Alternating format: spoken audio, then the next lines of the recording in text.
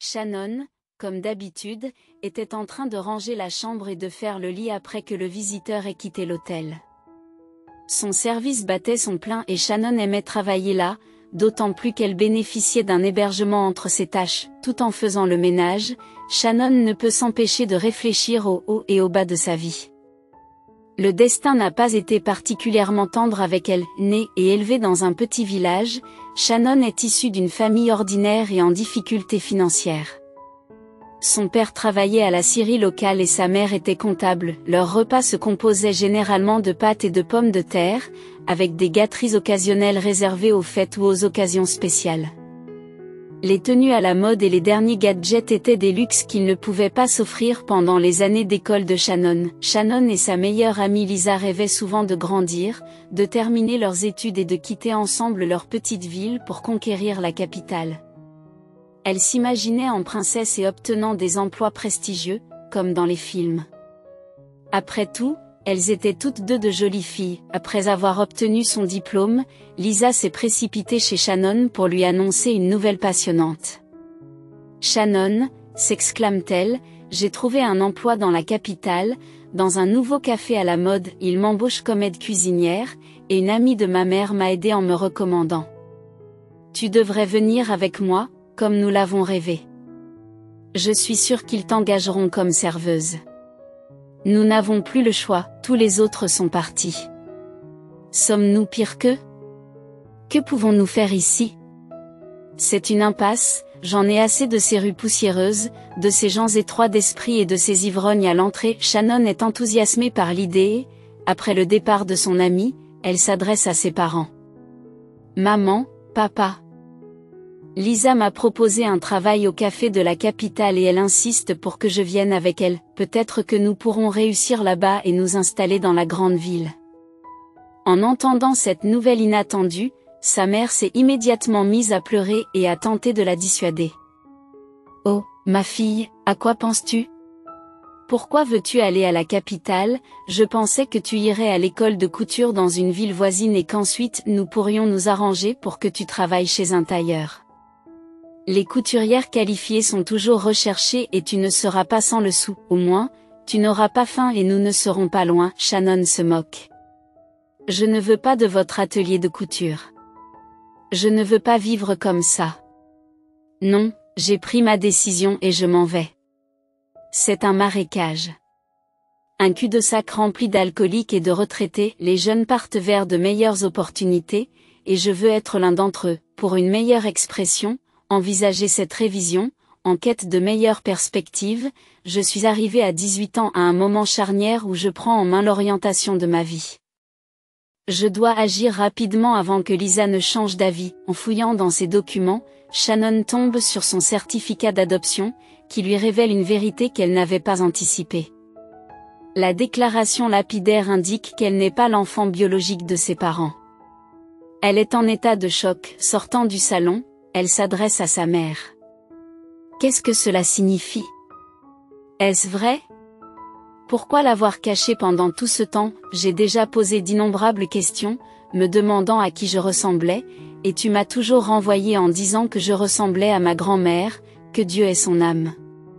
Sa mère, sous le coup de l'émotion, se couvre le visage, des larmes coulent sur ses joues. Pendant ce temps, son père commence à raconter leur histoire. S'il te plaît, ne nous juge pas, ma fille. Écoute-moi. Implore-t-il. Ta mère et moi souhaitions ardemment avoir un enfant. Nous avons cherché une aide médicale en vain. Le verdict a été cruel, nous ne pouvions pas concevoir. Les années ont passé, nous laissant un sentiment d'inachevé. Nous nous sommes donc tournés vers l'adoption. Le moment où nous t'avons rencontré, courant dans nos bras, nous demandant si nous pouvions être tes parents, a été indescriptible. Nous avons été submergés par l'émotion. À partir de ce jour, tu es devenu notre monde. Nous n'avons jamais envisagé quelqu'un d'autre. Certes, nous ne sommes pas riches, mais notre amour pour toi est sans limite. Nous nous sommes sacrifiés pour que tu ne manques de rien. Pensiez-vous vraiment que votre vie aurait été meilleure dans un orphelinat? Nous n'avons pas révélé cette vérité car, pour nous, tu n'as jamais été une enfant adoptée. Tu es notre fille, et c'est tout ce qui compte. Nous serons toujours là pour toi, à t'aimer et à t'attendre. Shannon a senti une vague de honte l'envahir. Les paroles de son père ont trouvé un écho profond. Les vrais parents ne sont pas nécessairement ceux qui donnent la vie, mais ceux qui nourrissent et aiment inconditionnellement. Elle avait toujours ressenti leur amour, mais maintenant c'était clair comme de l'eau de roche. Elle s'est approchée d'eux et les a serrés dans ses bras. Tu as raison, papa. Je m'excuse de m'être emportée. Cette révélation m'a aveuglée. Je n'avais jamais imaginé que j'avais été adoptée. Merci de m'avoir élevée et de m'avoir comblée d'amour. Vous n'avez jamais été et ne serez jamais des étrangers pour moi. S'il vous plaît, comprenez et soutenez ma décision. Je ne cherche pas une issue facile ou une carrière lucrative. Je cherche à m'épanouir dans la vie. Le cœur lourd, les parents de Shannon ont accepté sa décision. Ils lui ont offert leurs maigres économies, en espérant qu'elles suffiraient à ses premiers pas. C'est ainsi que Shannon et Lisa ont entamé leur voyage vers un avenir meilleur. En partant à la conquête de la capitale, Shannon et ses compagnons se sont d'abord trouvés dans une situation favorable. Shannon a obtenu un poste de serveuse et elles ont loué ensemble un appartement de 2 chambres, plein de vie et d'enthousiasme. Malgré la lassitude qui accompagne leur longue journée de travail, les filles rêvent de rencontrer leur partenaire idéal. Le destin est intervenu lorsqu'une figure princière est entrée dans leur café un jour fatidique. Shannon observa méticuleusement chaque aspect de son comportement lorsqu'il entra avec désinvolture. Ses cheveux bien coiffés complétaient son charmant sourire, qu'il lui adressa sans détour. « Je suis prêt à passer ma commande », déclara-t-il, captant toute l'attention de Shannon. Au lieu de marcher, Shannon avait l'impression de flotter. Ce gentleman suave et impeccablement vêtu l'avait captivé sans effort. S'occupant gracieusement de ses besoins, Shannon a donné la priorité à son service avant tout autre. Lorsqu'il est parti, elle a découvert une note, élégamment inscrite sur une serviette de table, portant le message suivant: « J'attends votre présence demain à 20h précise, à l'entrée du café, précise, à l'entrée du café.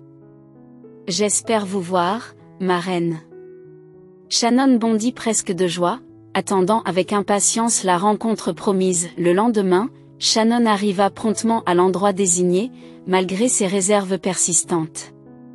Malgré les mises en garde de son amie Lisa, Shannon ne pouvait pas résister à l'attrait de l'opportunité d'en savoir plus sur lui. « Où vas-tu ? Tu le connais à peine.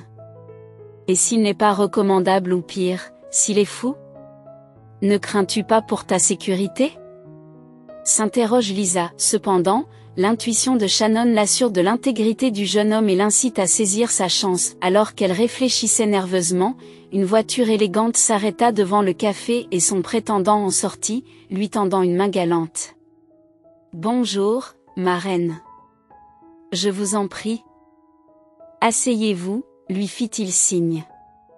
Je m'appelle Kyle et je suis ravi que vous ayez choisi de vous joindre à moi. Soyez assurés que notre premier rendez-vous sera inoubliable. » Rougissant d'excitation, Shannon entre dans la voiture, embarquée dans une aventure qui dépasse ses rêves les plus fous. Leur destination n'était pas n'importe où, ils se rendaient à un concert d'un groupe de jeunes très populaire.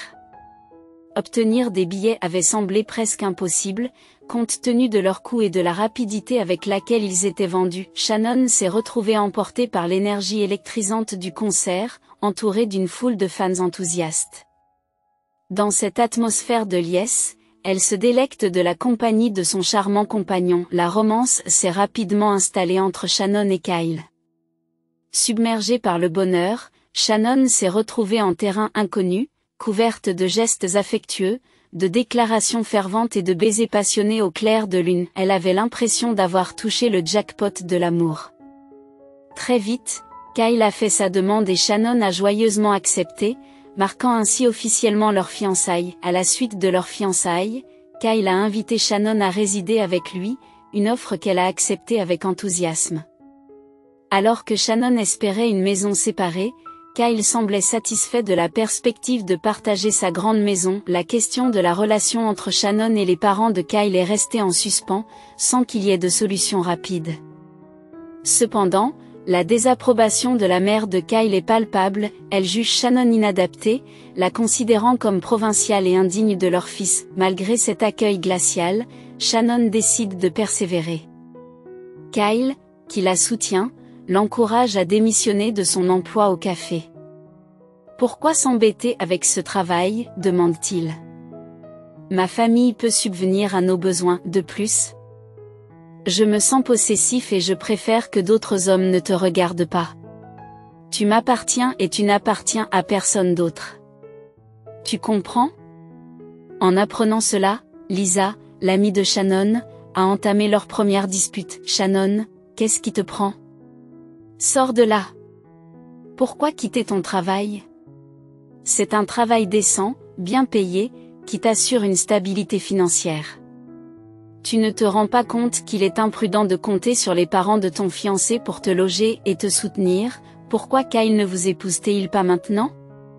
Vous seriez alors sa femme légale au lieu d'être une invitée de passage qui pourrait être expulsée à tout moment. Tu fais une erreur, Shannon, tu le regretteras plus tard. » Blessée par les propos de son amie, Shannon cherche à justifier ses choix. « Tu es juste envieuse de mon bonheur, n'est-ce pas ? Eh bien, je vivrai dans le luxe pendant que tu travailleras dans la cuisine. Mon Kyle m'aime et ne me ferait jamais de mal. Je n'aurais jamais imaginé que tu puisses être aussi cruelle, Lisa. » Shannon imagine un avenir plein de bonheur aux côtés de son bien-aimé, aider à la maison, accueillir Kyle à la sortie du travail, regarder des films romantiques ensemble, se promener main dans la main. La bague de fiançailles qu'elle portait au doigt laissait présager un mariage. Cependant, la réalité a brisé ce conte de fées dès qu'elle a emménagé. Le matin, Kyle partait à l'université, laissant Shannon seule avec sa mère pendant toute la journée. C'est alors que commence l'ingérence de sa future belle-mère. Chaque fois que Shannon tente de cuisiner, Madame Fuller intervient. « Chérie, que fais-tu dans ma cuisine ? Et quelle est cette épouvantable odeur d'ail qui imprègne la maison ?» Shannon, troublée, répond « Bonjour. Je pensais préparer du poulet au four avec de l'ail et des épices. » « Ce sera délicieux, » Madame Fuller grimace de désapprobation. « Et qui t'a demandé de faire ça ? » Nous avons Laura, la cuisinière. Elle est exceptionnelle et suit le menu et mes préférences. C'est la dernière fois. Nettoyez derrière vous et jetez le poulet et vos expériences culinaires. À quoi pensiez-vous en vous emparant de mon domaine ? C'est ainsi que tu traites tes invités dans ma maison ? S'indigne Shannon. Je suis en fait la fiancée de votre fils. Il m'a personnellement invitée. Ne souhaitez-vous pas le bonheur de votre fils ? Pourquoi devons-nous être en désaccord ? La femme rit. Bien sûr, je souhaite le meilleur pour mon fils, mais cela ne vous concerne pas car il est très épris. Il est épris de votre apparence, mais croyez-moi, cela ne durera pas. Bientôt, il se rendra compte de ta vraie valeur et te rejettera sans effort. Shannon, sous le coup de l'émotion, fond en larmes et se réfugie dans la chambre de Kyle et la sienne. S'enfermant jusqu'au soir, elle se sent profondément blessée et humiliée sans raison valable. Plus tard, dans la soirée, elle confie tout à son fiancé, qui se promet d'en parler à sa mère. Cependant, en entrant dans la chambre de sa mère, il l'a trouvée allongée, une compresse froide sur le front et des médicaments à côté d'elle. Inquiet, Kyle demande « Maman, qu'est-ce qui ne va pas ? Tu n'es pas bien ?» Sa mère, l'air peiné, murmure doucement « Je ne me sens pas bien aujourd'hui, mon fils. Ma tension artérielle monte en flèche. On dirait que les nerfs ont encore pris le dessus. Je voulais te parler. » Kyle s'interrompt, suppliant « S'il vous plaît, ne faites pas de mal à Shannon. Je l'aime beaucoup et elle a pleuré toute la journée. Pourquoi faites-vous cela ? Elle voulait seulement me faire plaisir et préparer le dîner. Qu'y a-t-il de mal à cela ? Sa mère rétorque. Allons, mon fils, n'insulte pas ta mère. Ta fiancée est intolérable. Elle manque de manières et de décence. Je lui ai simplement demandé de nettoyer derrière elle. Vous auriez dû voir le désordre qu'elle a laissé dans la cuisine. Laura a dû passer 1 heure à nettoyer derrière elle. Ces disputes deviennent quotidiennes. Lassé de ces disputes constantes, Kyle a atteint son point de rupture. Il ne pouvait plus supporter de vivre avec Shannon. Il aspire à sa liberté, à la vie nocturne et à l'absence de plaintes et de larmes nocturnes. C'est ainsi qu'un soir, sans trop réfléchir, il a dit à Shannon, « C'en est assez. Nous nous sommes précipités pour vivre ensemble trop tôt. Nous ne sommes pas prêts pour cela. Je suis désolé, mais il vaut mieux que nous nous séparions. » Proposant de lui appeler un taxi, il regarde Shannon plaider, en sanglotant, sa situation difficile, mais la résolution de Kyle reste ferme. Shannon, cela ressemble à de la manipulation émotionnelle. Je ne veux plus être avec toi, tu trouveras quelque chose, un nouveau travail, un appartement à louer. Jeté hors de son appartement comme un animal errant, Shannon s'est retrouvée à la merci du destin. Alors qu'elle racontait ses malheurs à un chauffeur de taxi compatissant, sa voix faisait écho à sa désolation. « Emmenez-moi n'importe où loin d'ici », se résigne-t-elle, sa vie semblant s'effondrer à chaque mot. « J'ai perdu mon travail, ma maison, et maintenant mon fiancé m'a mise de côté comme s'il s'agissait d'une nouvelle d'hier. Passer la nuit au poste semble inévitable, j'ai été stupide, aveugle en amour, ignorant les avertissements de mon ami. » Le chauffeur de taxi expérimenté, touché par la situation, secoue la tête en signe d'empathie. « Ce n'est pas la peine d'aller à la gare, dit-il doucement, guidé par son instinct paternel. « Ce n'est pas sûr. Laissez-moi vous aider. » Et avec ces mots, il lui a offert une bouée de sauvetage, lui fournissant assez d'argent pour une nuit dans un hôtel modeste et l'encourageant à y chercher un emploi. Reconnaissante de sa gentillesse, Shannon s'est assuré une chambre et, le matin venu, a trouvé le courage de se renseigner sur le travail.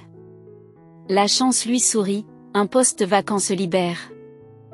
Avec un logement à la clé, dans son humble demeure, elle trouve du réconfort, remerciant silencieusement son bienfaiteur. Déterminée à prouver sa valeur, Shannon embrasse son nouveau rôle avec zèle, s'assurant que chaque pièce brille grâce à ses soins méticuleux. Pourtant, au milieu de sa diligence, elle ne peut ignorer les avances importunes de Frank, l'administrateur, ni ses actions suspectes. Alors qu'elle s'interroge sur la disparition des fournitures, l'irritation de Frank grandit, et ses tentatives pour la faire taire se heurtent à sa défiance. Malgré les tactiques d'intimidation de Frank, Shannon persévère, son intégrité étant inébranlable.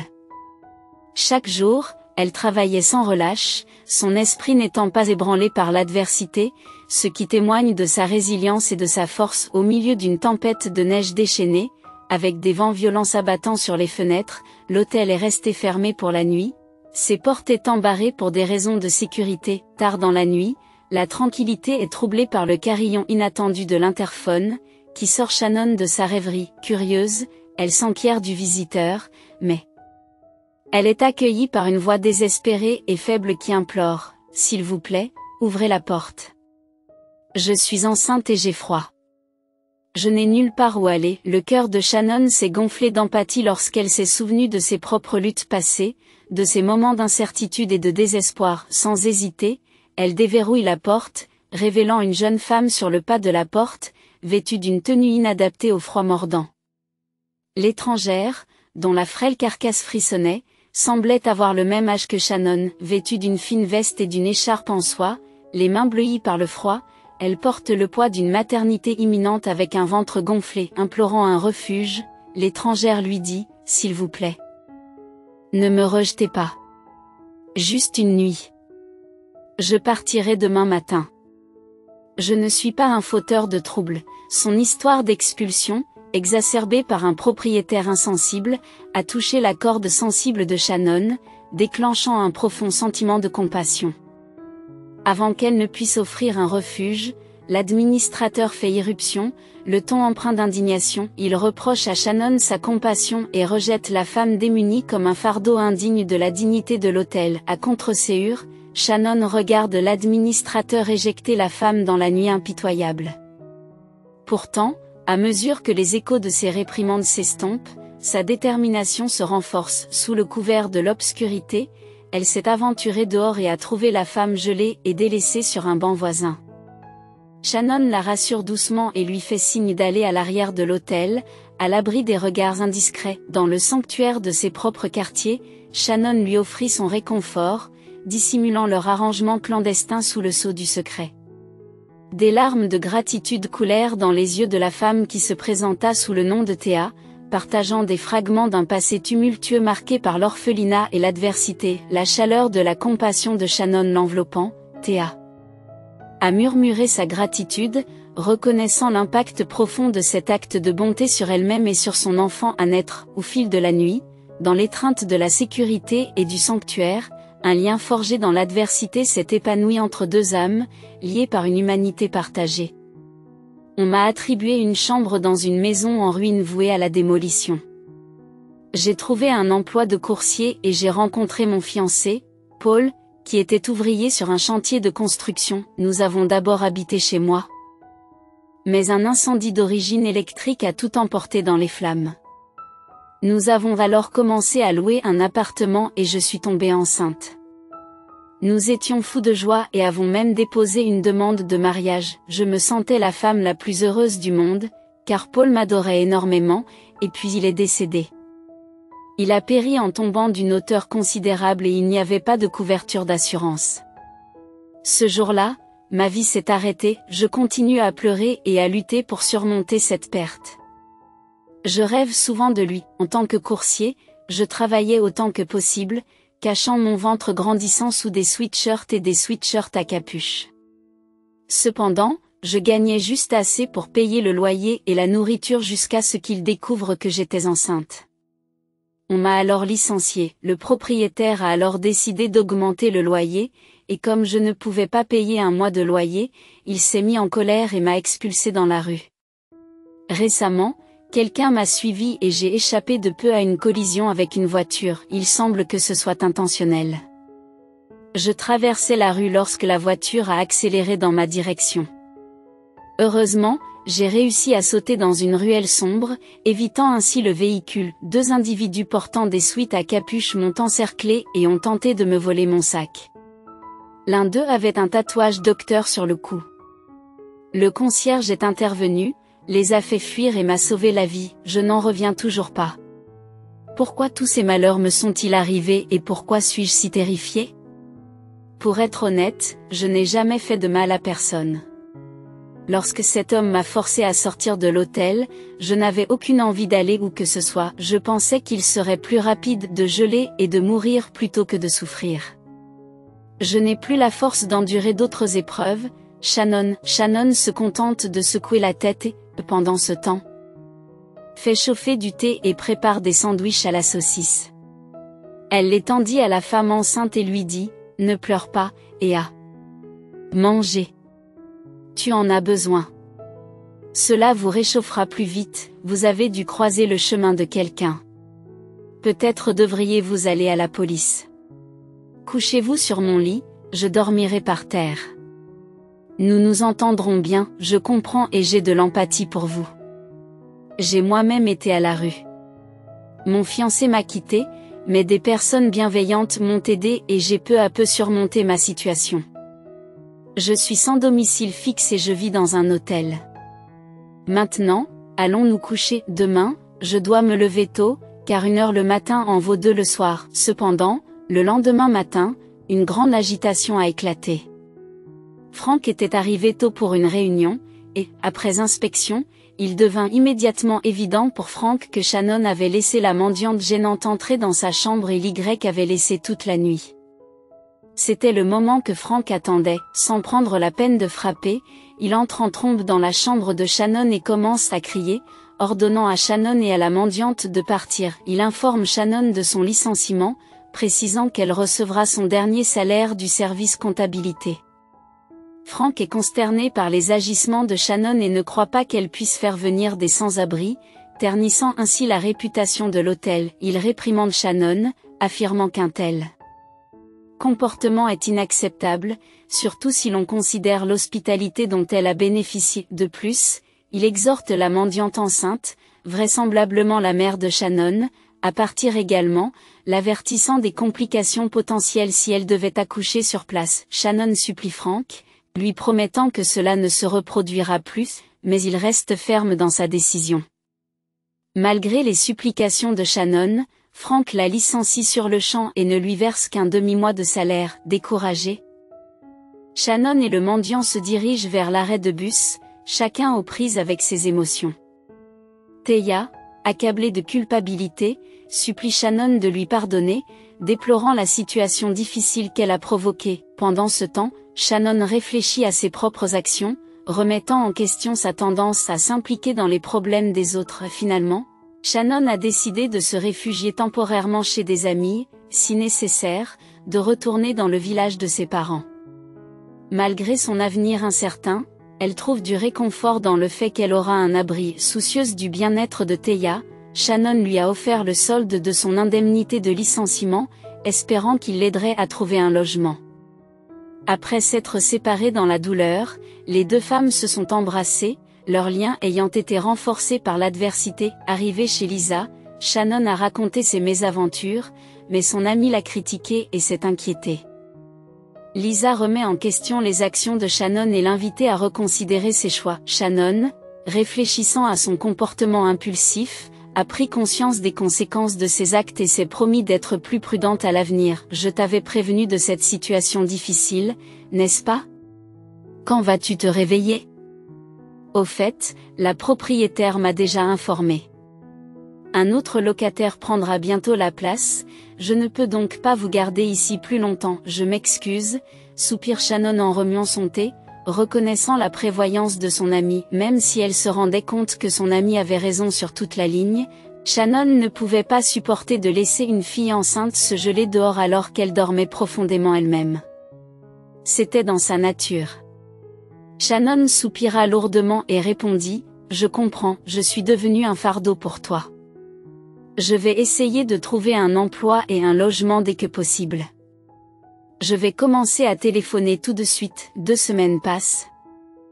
Mais Shannon n'arrive pas à trouver un emploi, pas même comme serveuse. Elle remarque également que Lisa est de plus en plus anxieuse, même si elle essaie de le cacher. Shannon a l'impression de s'imposer. Après mûre réflexion, elle prend la décision difficile d'abandonner et de rentrer chez elle, se sentant malchanceuse quoi qu'il arrive. Le cœur lourd, Shannon se rend à la gare, traînant sa valise derrière elle, les larmes aux yeux, car elle a l'impression de n'avoir rien accompli et d'avoir dilapidé l'argent de ses parents. Soudain, une voiture de luxe ralentit à côté de Shannon, mais elle ne prit pas la peine de lever les yeux jusqu'à ce qu'elle entende une voix familière. « Bonjour, Shannon. Tu ne m'as pas reconnue, n'est-ce pas? » « C'est moi, Thea, » dit la voix. Shannon leva les yeux et scruta la silhouette élégamment vêtue et coiffée à la mode. Elle sursauta, c'était bien Thea, bien que transformée. Shannon la salua en exprimant sa surprise. « Quelle surprise, je ne m'attendais pas à te voir, et encore moins dans une voiture aussi élégante. Tu es superbe.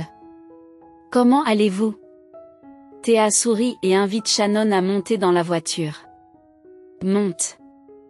Je te raconterai tout en chemin. Il m'est arrivé quelque chose d'incroyable. » Shannon hésite et répond, « J'ai un train à prendre et je rentre chez moi. La ville ne m'a pas accueilli. Je n'ai pas réussi à m'intégrer et je ne peux plus compter sur mon ami. » J'ai honte, Thea l'interrompt en insistant, « Où que tu ailles, changement de plan. Tu viens chez moi. Refuser n'est pas une option, ou je serai offensée. » Interloquée, Shannon demande, « Chez toi?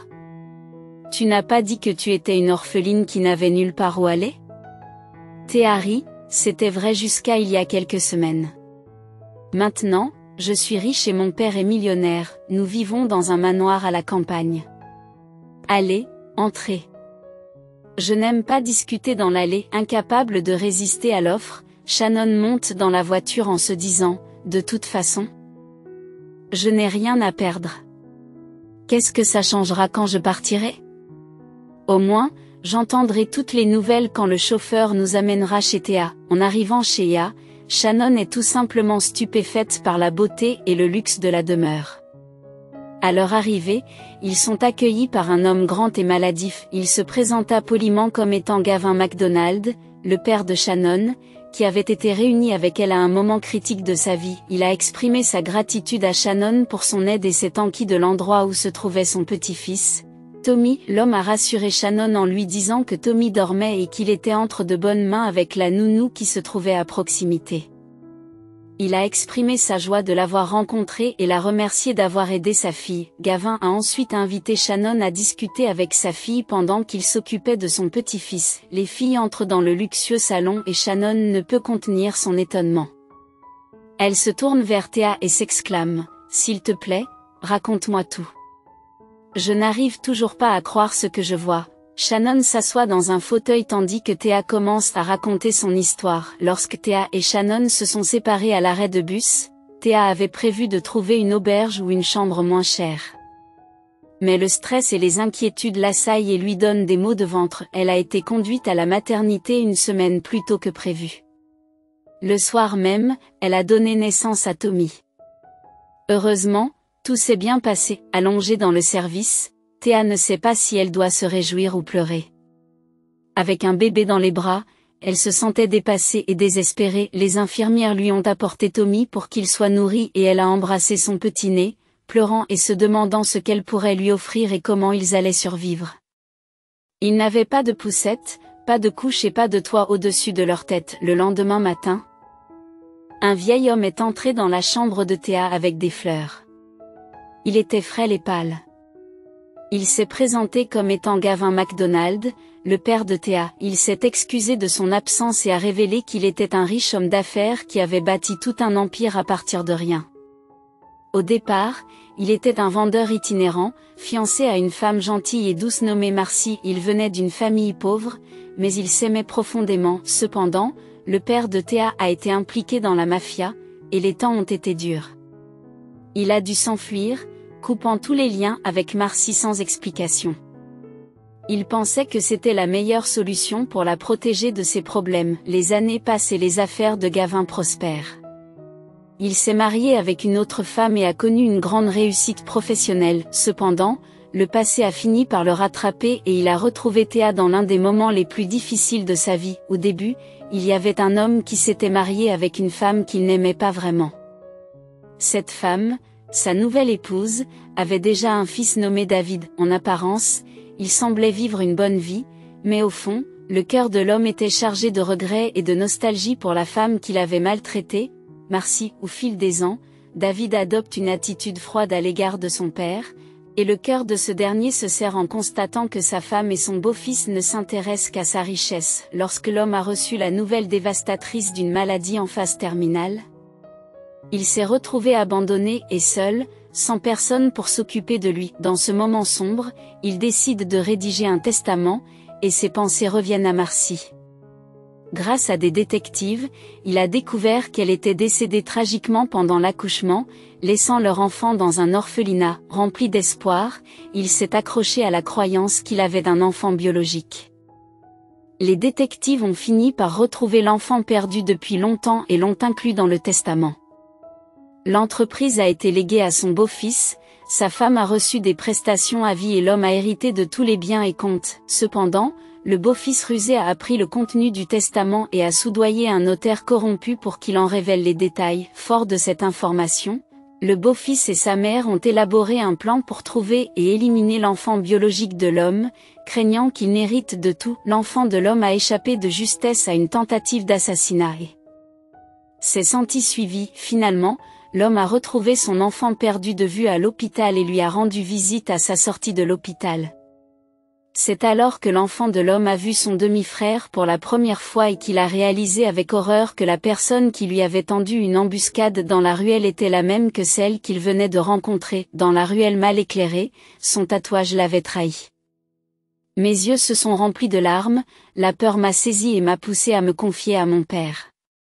Il a dénoncé les malfaiteurs, et maintenant David et sa mère font l'objet d'une enquête. J'espère que la justice prévaudra et qu'ils n'échapperont pas aux conséquences. C'est ainsi que notre voyage s'est déroulé.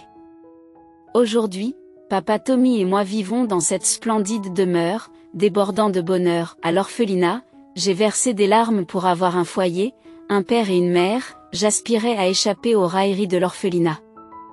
Aujourd'hui, Mon rêve d'enfant s'est concrétisé. Shannon, captivée par cette histoire, l'a comparée à un roman policier ou à une série télévisée.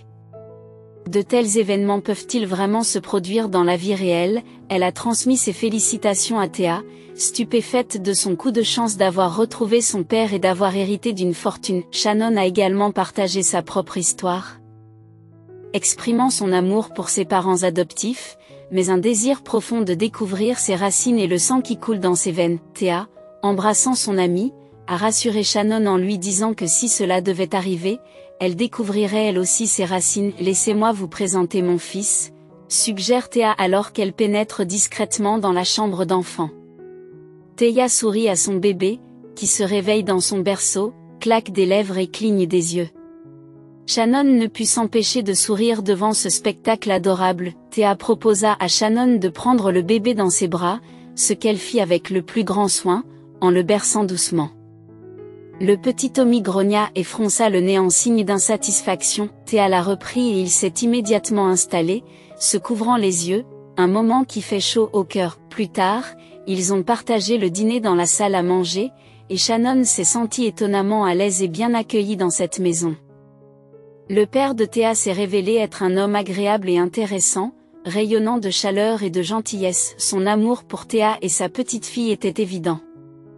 Il a raconté comment il avait retrouvé sa fille et a exprimé des remords pour les années perdues avec sa femme cupide et son beau-fils mal-aimé. Monsieur MacDonald, affaibli, les yeux enfoncés, pouvait à peine marcher. Il se rend dans sa chambre et confie à Shannon, « Vous ne le croirez pas, mais Thea et mon petit-fils ont fait un miracle sur moi. Lorsque j'ai appris mon diagnostic, je me suis effondrée, je ne voulais même plus vivre. Tout ce que je voulais, c'était mourir rapidement et échapper à la douleur et au désespoir. Ma femme riait ouvertement et mon beau-fils devenait grossier. Il n'avait aucune intention de s'occuper de moi. Lorsque les détectives m'ont informé de l'existence de ma fille biologique, une lueur d'espoir s'est allumée en moi et j'ai serré Tommy contre moi. J'ai décidé de me battre de toutes mes forces. Actuellement, je suis une chimiothérapie et le fait que je sois à nouveau sur pied est vraiment miraculeux. Ma fille s'occupe très bien de moi et sa sollicitude m'est précieuse. Shannon, s'il vous plaît, ne vous précipitez pas pour partir. Que feriez-vous au village? D'ailleurs, ma fille et moi avons décidé de vous aider à vous installer dans la capitale. Elle vous expliquera tout plus tard, pour l'instant. J'ai besoin de m'allonger et de faire une sieste. Les amis bavardèrent longtemps, s'occupèrent de Tommy et finirent par se retirer dans leur chambre. Très tard, Shannon n'avait pas connu un sommeil aussi paisible et reposant depuis longtemps. Au matin, elle fut réveillée par Thea, qui lui parla mystérieusement. « Lève-toi, t'es endormie. De grandes choses nous attendent. » J'ai demandé à la nounou de veiller sur Tommy pendant quelques heures avant de le nourrir. Nous devons nous dépêcher. Shannon a frotté ses yeux endormis et a demandé pourquoi on se dépêche. Je ne comprends pas. Thea lui fait un clin d'œil et lui répond, « Tu le sauras bien assez tôt. Prépare-toi, je vais nous faire du thé. » Une heure plus tard, ils arrivent à l'hôtel où ils se sont rencontrés pour la première fois. Sean, confus, dit, « Thea, pourquoi sommes-nous ici? J'ai été mis à la porte, tu n'as pas oublié? Ils ne me reprendront pas, j'en suis sûre. » Son ami s'entêta à la conduire à l'intérieur et lui sourit de façon énigmatique. Elles entrèrent dans le bureau du directeur, qui était vide. Thea dit, « Asseyez-vous. C'est maintenant ton bureau. Je trouve que c'est un espace de travail agréable. Mon père et moi avons acheté cet hôtel, et vous en êtes maintenant le propriétaire légitime. Penses-tu toujours que tu ne devrais pas rester dans la capitale? » Shannon est choquée, les larmes lui montent aux yeux. Elle s'exclame, « Thea, c'est une blague? Tu me fais une farce? » Son ami lui montre les documents et lui dit, « Nous allons tout finaliser aujourd'hui. C'est pour cela que je te cherchais. C'est ma façon de te remercier. Quand tu étais sans abri et sans le sou, tu m'as aidé de manière désintéressée au moment où j'en avais le plus besoin. Vous avez sauvé un étranger de la mort sans hésiter, c'est pourquoi je vous suis reconnaissant, mon cher. Il n'y a personne comme toi dans le monde. Je vous remercie. Je pense que vous serez un grand dirigeant, honnête et juste, alors allez-y. Je vous souhaite bonne chance. Shannon se précipite pour serrer son ami dans ses bras et lui murmure « Merci, Thea. Je ne l'oublierai jamais. » Pouvons-nous croire au pouvoir de l'amitié et aux choses incroyables qu'elle peut accomplir? Nous commençons demain. La première chose que je veux faire, c'est éliminer ce réceptionniste irritant. Je l'ai vu tout voler, même le papier toilette. Je n'ai pas besoin de ce genre de comportement sur mon lieu de travail. Shannon a pris les choses en main, réorganisant l'ensemble du personnel et ne conservant que les meilleurs employés. Elle a examiné chaque rapport à la loupe et est souvent restée tard sur son nouveau lieu de travail. Les employés la regardaient avec respect et étaient impatients de lui faire plaisir. Frank, à plusieurs reprises, a demandé de l'indulgence et d'être réembauché, mais Shannon est restée ferme. Au début, c'était un défi pour elle, car elle avait peu d'expérience dans le monde des affaires et demandait souvent conseil à Monsieur McDonald. Il lui a patiemment et méticuleusement tout expliqué, sans jamais s'énerver ou se mettre en colère, et les affaires ont rapidement prospéré. Shannon a engagé un chef professionnel pour le mini-café et a commencé à servir des plats délicieux et exquis. Ils ont également créé un salon confortable où les clients pouvaient se détendre, prendre une tasse de café et discuter. Des réductions ont été proposées aux clients réguliers et un site web a été lancé pour permettre de réserver des places à l'avance. Ces efforts ont porté leurs fruits et il n'y a plus eu de chambres vacantes. La vie de Shannon a été transformée, remplie de couleurs vibrantes et nouvelles. Thea et elle sont devenues les meilleures amies du monde, et Shannon est devenue la marraine de Tommy. Shannon gagne un revenu décent, loue un appartement et envoie une importante somme d'argent à ses parents d'accueil. Au début, sa mère s'inquiète. « Ma fille, dis-nous la vérité, où as-tu trouvé tout cet argent? C'est étrange, tout d'un coup, tu as un ami riche qui fait de toi la directrice de l'hôtel. On dirait un conte de fées. » Elles ont ri au téléphone et Shannon a répondu « Maman, quand ai-je déjà menti? Tout est vrai. Sois juste heureuse pour moi. » Pendant tout ce temps, Monsieur McDonald suivait un traitement. Un jour, Thea lui a dit que Shannon voulait en savoir plus sur ses parents. L'homme d'affaires réfléchit un instant et répond « Vous savez quoi? Permettez-moi d'impliquer à nouveau mon équipe, ils peuvent chercher dans les archives de l'orphelinat où Shannon était avant de trouver une nouvelle famille. » Une semaine plus tard, la vérité choquante a été révélée. Shannon se précipite à l'hôpital de Monsieur McDonald, car Thea a dit que c'était très urgent, elle craignait que les choses n'aient empiré avec Thea. Cependant, lorsque Shannon entre dans la chambre, elle voit Thea et son père rayonner de bonheur. « Bonjour, ma sœur, dès notre première rencontre, j'ai su que tu étais plus qu'une simple amie, ma chère Thea, si nous sommes devenus des amis si proches, c'est parce que tu as toujours voulu connaître tes ancêtres, découvrir le sang qui coule dans tes veines. Je m'excuse de ne pas avoir été au courant de ton existence, de ne pas t'avoir élevé et de ne pas avoir été là pour toi pendant toutes ces années. Cependant, je suis ravie d'avoir à nouveau une famille, et tu es pour moi une fille merveilleuse de plus. Nos détectives ont fait un travail incroyable. Et voici ce qu'ils ont découvert. Il s'avère que ta mère, Marcy, a donné naissance à des jumeaux, toi et Thea. Malheureusement, elle est décédée pendant l'accouchement. Les inspecteurs ont alors cherché des parents qui pourraient s'occuper de vous deux. Ils ont trouvé une vieille grand-tante qui a eu pitié des enfants et a adopté l'un des bébés, Shannon. Malheureusement, elle n'a pas pu t'accueillir à cause de ton âge, et tu as fini dans un orphelinat. La parente âgée n'a pu s'occuper de Shannon que pendant 1 an avant de décéder d'une crise cardiaque. C'est ainsi que vous vous êtes retrouvés dans un autre orphelinat et que le destin vous a séparés pendant de nombreuses années. Tout est de ma faute, j'ai abandonné Marcy, puis, comme un lâche et un vaurien, je me suis enfui, ne pensant qu'à moi. Aujourd'hui, je réalise la portée de mes actes. Si j'avais été là, sa vie et la mienne auraient pu être très différentes. Je peux imaginer à quel point Marcy a dû avoir peur, à quel point elle s'est sentie amère et blessée après avoir été trahie. Je crois que ma maladie est une punition pour mon terrible péché. Pardonne-moi, ma fille, j'ai été un père bon à rien, m'occupant des enfants des autres sans même savoir ce qu'il en était de mes propres filles. Malheureusement, je ne peux pas revenir en arrière, même si j'aimerais pouvoir le faire, mais je vous promets de vous aimer toutes les deux jusqu'à mon dernier souffle et de tout rattraper. Nous nous sommes pris dans les bras, nous nous sommes tenus la main et nous avons vécu ensemble ces moments nouveaux et passionnants. Nous avions l'impression que nos vies avaient été remises à zéro et que nous prenions un nouveau départ. Shannon a emménagé dans un manoir et nous avons tous vécu ensemble comme une famille. Un jour, nous avons été invités à une exposition d'art. Un événement caritatif dont les recettes seraient reversées au fonds de lutte contre le cancer.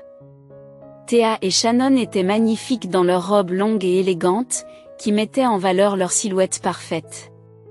M. McDonald, désormais en rémission, se promène dans la galerie avec ses filles, discutant avec enthousiasme des tableaux et réfléchissant à ceux qu'il pourrait acheter. Soudain, il croise Kyle, l'ami de Shannon, et tous trois poursuivent leur soirée, profitant de l'exposition d'art et de la joie d'être ensemble en famille. Dans le passé, il y avait une jeune femme nommée Shannon qui avait récemment mis fin à une relation avec son ancien fiancé, Kyle.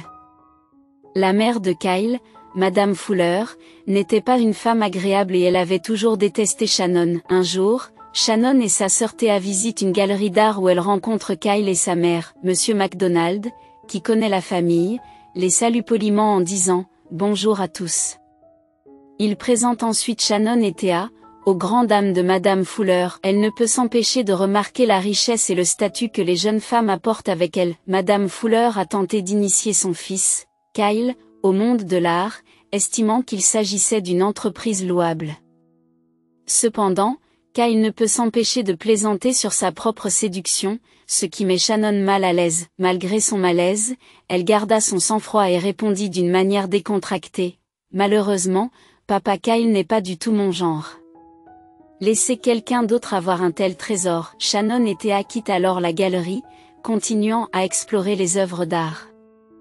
Madame Fuller, bouillonnante de colère, chuchote à son fils, « Regarde cette femme insolente.